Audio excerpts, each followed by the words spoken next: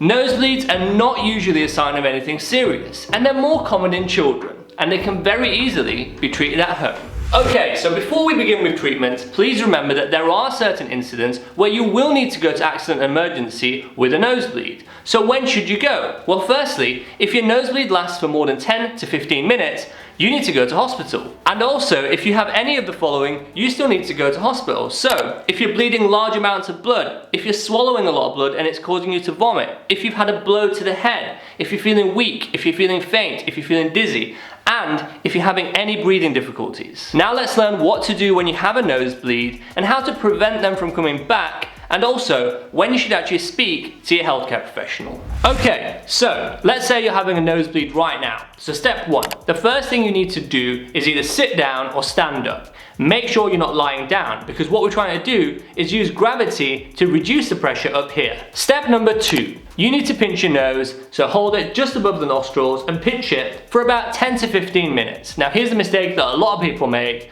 They pinch their nose and then they move their head backwards like so. Now, the problem with doing this is, again, gravity is going to cause that blood to flow down the throat into your stomach, and it's going to make you feel sick, and you're probably going to vomit as well because of this. So what you need to do is, again, pinch the nose and lean forward and hold it for about 10 to 15 minutes. Step number three, sometimes an ice pack can also be quite helpful, but if you don't have an ice pack, don't worry, just get a bag of frozen peas or something, wrap it in a towel, and basically whilst you're pinching the nose, hold it above your nose like so.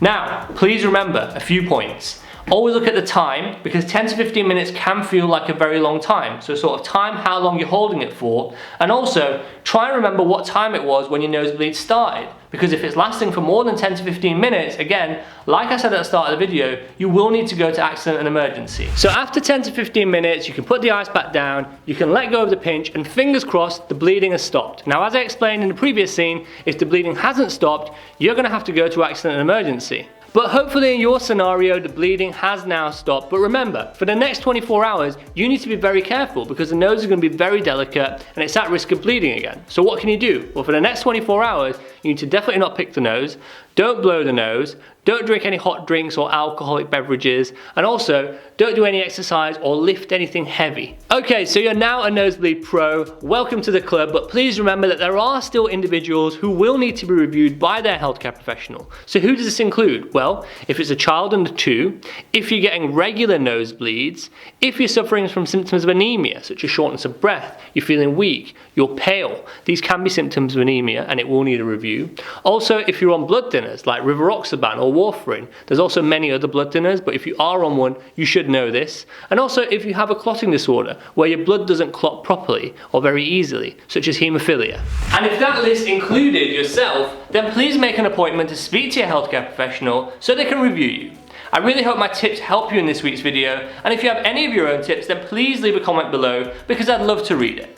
Always remember that you're awesome, and I will see you next week. Okay, so you're now a nosebleed pro.